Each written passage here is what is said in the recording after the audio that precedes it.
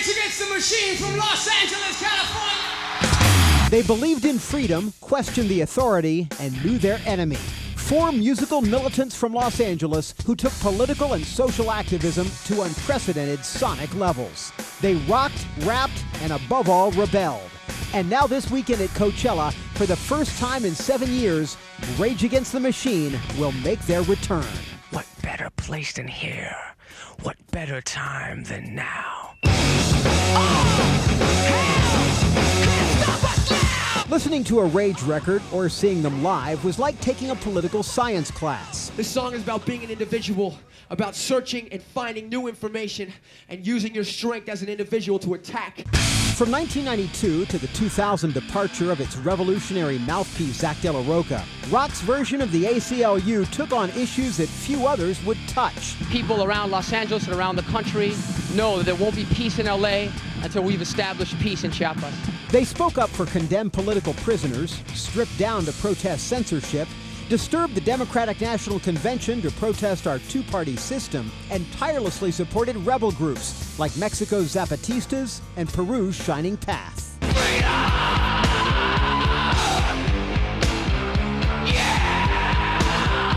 It's really inspiring because there is so much anger and there is so much outrage. It's a feeling of power and also like revolution, I think, and that doesn't really exist so much today. Maybe the greatest irony is that this lefty band's heyday happened during the Clinton administration, and that they called it quits just as George W. Bush was coming to power.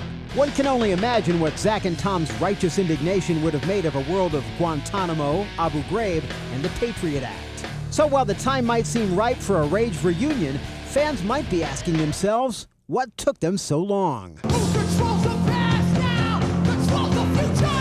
Who controls the present now? Now let The power of Rage wasn't just in Zach's wail and his zeal, of course. Equally critical was the machine gun-like wizardry of Tom Morello, in whose hands a guitar sounds like a different instrument altogether. Add to that Tim Comerford and Brad Wilk's unrelenting backline, and you've got one of the most ferocious and intimidating bands in rock history. rally round the family. We're pockets full of shit. They rally round the family.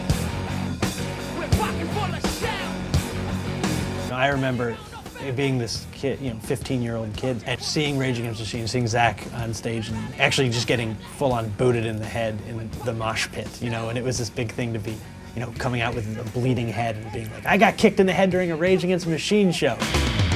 Kicks to the head or other regions were part and parcel of the Rage experience. But oftentimes you had to wonder if their call to action got drowned out in a sea of testosterone. In fact, the question that hung over the band for the better part of a decade was, how many of their headbanging faithful even got, much less bought into, Rage's political agenda?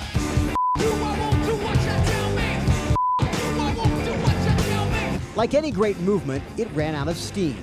When Zach left and virtually dropped off the map, Tom, Brad, and Tim reorganized to form Audioslave with Chris Cornell.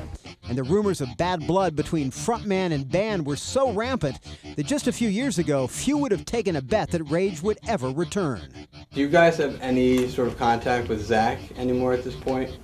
Not so much. No? Not so much. We wish him well and look forward to his record when it comes out. I'm sure it'll be great. But never say never. Just rejoice. Rage Against the Machine are back.